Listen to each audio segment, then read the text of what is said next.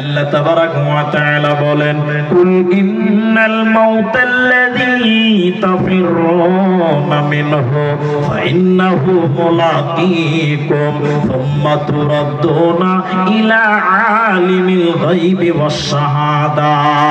তুমি যতই পালাবার চেষ্টা করছো না কেন, আজরাইল একদিন তোমার সামনে আসবে, তোমার জান কবজ করবে, আর তারপরে আল্লাহর কাছে যখন পৌঁছাবে, আল্লাহ তোমার জীবনে যা কিছু ঘটেছে সব কিছু আল্লাহ তোমাকে জানিয়ে দেবে। অতএব তোমার কাছে গোপন বলতে কিছু থাকবে না, আল্লাহ তোমার কাছে সব তোমার প্রকাশ করে দেবে। অতএব মৃত্যু থেকে পালাবার উপায় রবে না।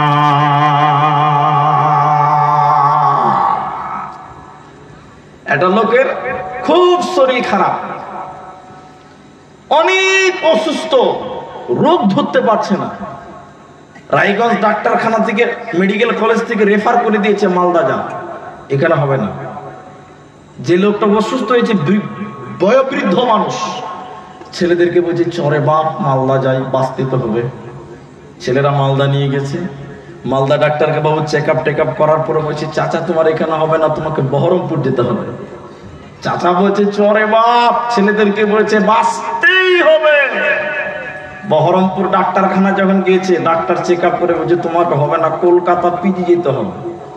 পিজিতে ডাক্তার বলছে হবে না, তোমাকে ভেলুর যেতে হবে। 2 লক্ষ টাকা খরচ করে বাঁচার জন্য ভেলুর যাচ্ছে, কিন্তু ভেলুর যাওয়ার সঙ্গে সঙ্গে আজরাইল তার সামনে এসে দাঁড়িয়ে গেছে। তুমি মৃত্যু থেকে যতই পালাবার চেষ্টা করো না কেন, মত একদিন তোমাকে ছাপ্পা মেরে ধরবে। মৃত্যু থেকে পালাবার ক্ষমতা পৃথিবীর কারো হবে না। আল্লাহ তাবারাক ওয়া তাআলা বলেন, কুল্লু নাফসিন যায়িকাতুল মাউত সুম্মা ইলাইনা তুরজাউন। প্রত্যেকটা নাফসের মৃত্যুর স্বাদ গ্রহণ করতে হবে, মৃত্যুটা চাটতে হবে, চেক করতে হবে, স্বাদ গ্রহণ করতে হবে। শুধু তাই নয়, আল্লাহ বলছে তোদের আমার কাছে আসতে হবে, আর আমার কাছে তোদের হিসাবটা দিতে হবে। অতএব মৃত্যু থেকে পালাবার মতন ক্ষমতা পৃথিবীর কারো হবে না। এই দুনিয়াতে এসেছো মানে পালাতে হবে। এ দুনিয়া रहने के लिए नहीं है बल्कि जाने के लिए आना है। अगर रहने के लिए आना तो जगह ही नहीं मिलता। এই পৃথিবীতে কেউ থাকার জন্য আসেনি। এই পৃথিবী যদি থাকার জন্য হতো, আজকে হযরতে আদম আলাইহিস সালামকে দেখতে পাওয়া যেত, হযরতে মূসাকে দেখতে পাওয়া যেত, নবী মুহাম্মদুর রাসূলুল্লাহ সাল্লাল্লাহু আলাইহি ওয়াসাল্লাম কেউ দেখতে পাওয়া যেত। অতএব পৃথিবীতে কেউ থাকার জন্য আসেনি। অতএব মৃত্যুর স্বাদ গ্রহণ করতে হবে।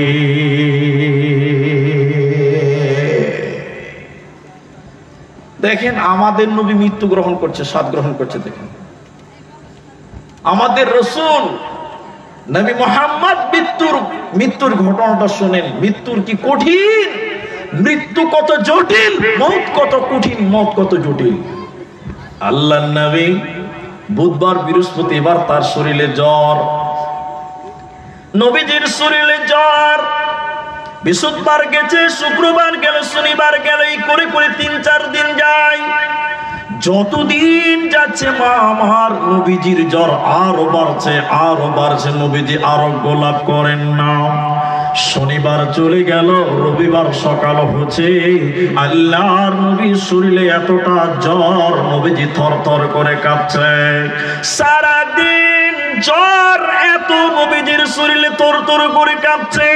রবিবার দিন যখন রাত হয়ে গেছে, নবীজির শরীরে এত জ্বর, আল্লাহর নবীর শরীরে এত জ্বর, নবীজি জ্বরের কারণে তরতর করে কাঁপছে, নবীজির জ্ঞান হারিয়ে যায়, নবীজি অজ্ঞান হয়ে যাচ্ছে, নবীজি বেহুশ হয়ে যাচ্ছে। আল্লাহর নবী এমন সময় গভীর রাত্রিতে নবীজি তাহাজ্জুদের নামাজ পড়ার পর ফজরের নামাজ পড়ে জ্বরের কারণে নবীজি অজ্ঞান হয়ে গেল। এত জ্বর, নবীজির জ্ঞান নাই, নবীজি জ্ঞান হারিয়ে গেছে। এমন সময় ফজরের আজান মসজিদে নববীতে হযরতে বেলাল আজান দিয়েছে, নবীজি অজ্ঞান হয়ে আছে।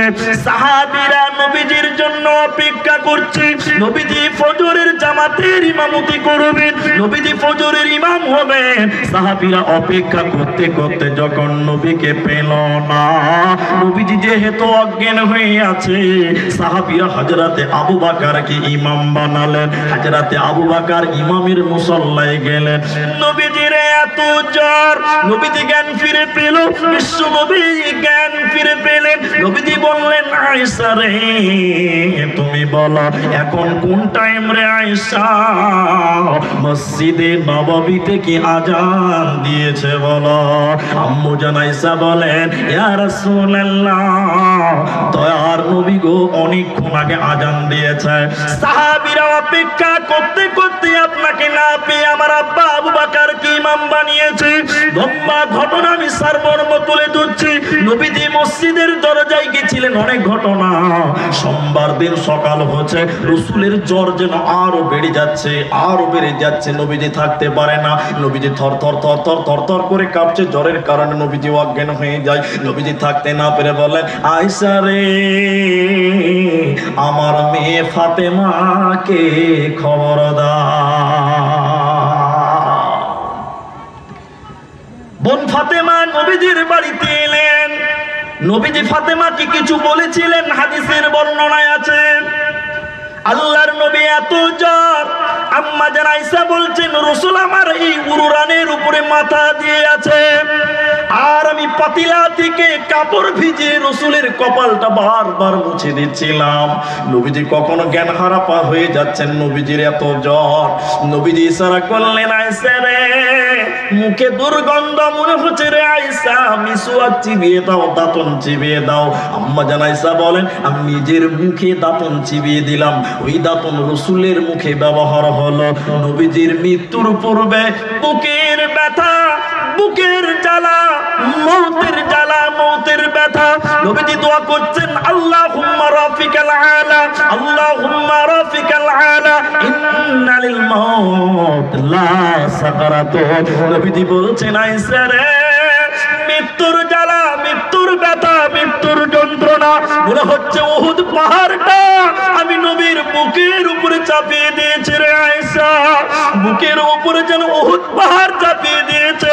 আয়েশা মৃত্যুর জ্বালা বড় কঠিন, মৌতের জ্বালা বড় কঠিন। আল্লাহর নবী বুকের ব্যথা নিয়ে, মৃত্যুর যন্ত্রণা কাঁপতে কাঁপতে নবীজি যখন বিদায় হয়ে যায়, মৃত্যুর অন্তিম কালে নবীজি বলেছিলেন, উম্মাত আসসালাত আসসালাত ওয়া মা মালাকাত আইমানুকুম, নামাজ নামাজ, আমার উম্মত নামাজ ছাড়বে না। নবীজি মৌতের জ্বালা, কষ্টের বিবরণ নবীজি দিয়ে পৃথিবীর মায়া ছেড়ে চলে যান।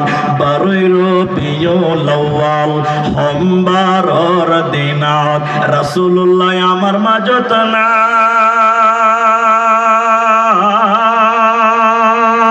আল্লাহু তাআলা কি অনিলাকারে আমার মাজরে পড়ায়, আল্লাহু তাআলা কি অনিলাকারে আমার মাজরে পড়ায়। ফাতিমা বিবি, ফাতিমা বিবি কান্দিয়া বলিলে, পিতাই আছে আমার মাঝত না, দয়ার আল্লাহ কি অনিলাকারে আমার মাজরে পড়া। নবীজি বুকের মৃত্যুর জ্বালা নিয়ে পৃথিবী থেকে বিদায় হয়ে যায়। এত দামি মানুষ পৃথিবীতে আর কেউ আসবে না। এরকম মহান আদর্শবান চরিত্রবান যিনি মানুষের জন্য এসেছিলেন, সেই রকম ব্যক্তি বলছেন মৃত্যুর জ্বালা বড় কঠিন, মৃত্যুর যন্ত্রণা বড় কঠিন। দাদিকে মরতে দেখেছেন কোনোদিন? দাদিকে বলছে দাদির বুকটা উঁচু হয়ে গেছে, দাদুর বুকটা উঁচু হয়ে গেছে। বলি স্যার, আমার দাদা যখন মারা যায় বুকটা ফুলে গেছে, আর যখন দম যাচ্ছে ভিতর থেকে আওয়াজ হচ্ছে। গত বছর ফেব্রুয়ারিতে সম্ভবত হবে, হ্যাঁ, বিশেষ জালসা দিনাজপুরে একটা মিরাপাড়া মাদ্রাসা, এই কুসুমন্ডি মিরাপাড়া মাদ্রাসাতে ডেটটা ক্যান্সেল করলাম। যেদিন আমি গেলাম আসাম সেদিন আমার দাদি সিরিয়াস, তো ফোন করলো, তো আমি ডেটটা ক্যান্সেল করে চলে গেলাম। মারাই গেছে আমার দাদি। আমি দেখলাম জীবিত মানুষ, কোনো কথা বলে না, বড় বড় করে শ্বাস নিচ্ছে, আর ভিতর থেকে গড়বড় গড়বড় করে আওয়াজ। কেউ শুনেছেন ভাই এরকম আওয়াজ? মুলি সাহেব এরকম আওয়াজ হয় কেন? শুনেন আপনি, আমি বলছি আর আপনি হাত দিতে দেখেন। মানুষের ভিতর থেকে শ্বাস বের করা এবং নেওয়ার জন্য 8 থেকে 9টা রাস্তা আছে। একটু গুনে দেখি আমরা সবাই, গুনি। 2টা চোখ আছে, 2টা চোখ ভিতরের সঙ্গে কানেকশন আছে না নাই? হ্যাঁ না বলুন। 2টি কান আছে, তাহলে কটা হলো? একটু কথা বলেন, কটা হলো? 4টা হলো। নাক একটা, কটা হলো? মুখ একটা, কটা হলো? পেশাবের রাস্তা, পায়খানার রাস্তা। ভিতর থেকে এরকম গড়গড় করে আওয়াজ হচ্ছে, বুকটা ফুলে যাচ্ছে। আমর ইবনে আস রাদিয়াল্লাহু তাআলা বিখ্যাত সাহাবী রাসূলের, তিনার অভ্যাস ছিল মানুষ যখন কোথাও খাড়ি গোপালপুর, কোথাও রসাখোয়া, কোথাও বিলাসপুর, এই যখন এলাকা থেকে অসুস্থ হয়ে মৃত্যু শয্যায় সজ্জিত হয়ে যেত, একদম মৃত্যুর কাছাকাছি হতো, আমর ইবনে আস, আমার দিকে দেখেন, আমর ইবনে আস ওই লোকটার কাছে যেতে বলতো, কেমন লাগছে ভাই, কেমন লাগছে, কেমন লাগছে, তুমি বলো বলো বলো, মৃত্যুর সময় তোমার কেমন লাগছে, একটু বলো বলো বলো বলো। আমর ইবনে আস বলছে, এত মানুষের কাছে তিনি গেছে, কিন্তু কেউ কোনোদিন তাকে কেমন লাগছে এই কথাটা বলতে পারে। আমর ইবনে আস মারা যাচ্ছেন। আমর ইবনে আস কাঁদছে, অঝর নয়নে কাঁদছে। ছেলেরা বলছে, কাঁদছেন কেন? আপনি না রাসূলের সাহাবী, লম্বা ইতিহাস আমি বলছি না। উনি যখন মারা যাচ্ছে, ভিতর থেকে গড়গড় করে আওয়াজ আসছে। হযরতে আবু বকর এবং আরো অনেক সাহাবী তিনার কাছে গিয়ে বললেন, বলো বলো বলো, তুমি না বহু মানুষের কাছে জিজ্ঞাসা করেছো কেমন লাগছে কেমন লাগছে। আমর ইবনে আস, এখন আপনি মৃত্যুর কাছাকাছি চলে এসেছেন, আপনি বলুন আপনাকে কেমন লাগছে। মা আমার, ইন্না লিল মাউত লা সাকারাতুন, মৃত্যু কত কঠিন, মৃত্যু কত জটিল। আমর ইবনে আস ভালো করে কথা বলতে পারছে না, এরপরও তিনি বলছে, বেটা রে, ও রাসূলের সাহাবীরা তোমরা শোনো, আমার পায়খানা হয়ে গেছে, পায়খানার রাস্তা বন্ধ, পেশাবের রাস্তা বন্ধ, কানের রাস্তা বন্ধ, নাকের রাস্তা বন্ধ, ছোট্ট মাত্র একটা ছিদ্র, শ্বাস নালী যেটা নিয়ে অহরহর বড় বড় শ্বাস আমরা নিচ্ছি, বের করছি, অক্সিজেন নিচ্ছি, অক্সিজেন বের করছি। আমর ইবনে আস বলছে, ও রাসূলের সাহাবীরা, আমার শ্বাসনালীটা এত ছোট হয়ে গেছে, এত সংকীর্ণ হয়ে গেছে, সুইয়ের পেছনে যেমন ছিদ্র থাকে অতটুকু ছিদ্র যেন আমার গলাতে আজকে হয়েছে। শ্বাস নিতে পারছি না, শ্বাস নিতে পারি না, বের করতেও পারি না। এজন্য মানুষের মৃত্যুর সময় ভিতর থেকে এই রকম আওয়াজ আসে। অতএব মুসলমান, ওই টাইমে যদি আল্লাহর দয়া পেতে চাও, তাহলে তুমি আল্লাহকে বন্ধু বলে গ্রহণ করো। মৃত্যু আসান হবে, আমল বলছি। আর একটা বলি, এদিকে দেখেন, এটা রুমাল, সুতির রুমাল, এদিকে দেখেন, এদিকে দেখেন। একজন বর্ণনা করছে মৃত্যু কেমন, যখন জানটা বের করে নেয় কেমন কেমন কেমন কেমন। এদিকে দেখেন, বোরের গাছ বুঝেন আপনারা? কুল বুঝেন না বোর বুঝেন? বোর, বরের গাছে ডাল আছে, আর ডালে দেখবেন কাঁটা আছে, কাঁটা কাঁটা। ধরেন এটা একটা ডাল, আমার দিকে দেখেন অনেক কাঁটা, এদিকে এই সুতির কাপড়টা দিয়ে এই কাঁটাতে জড়িয়ে দিয়ে দেখে টানি,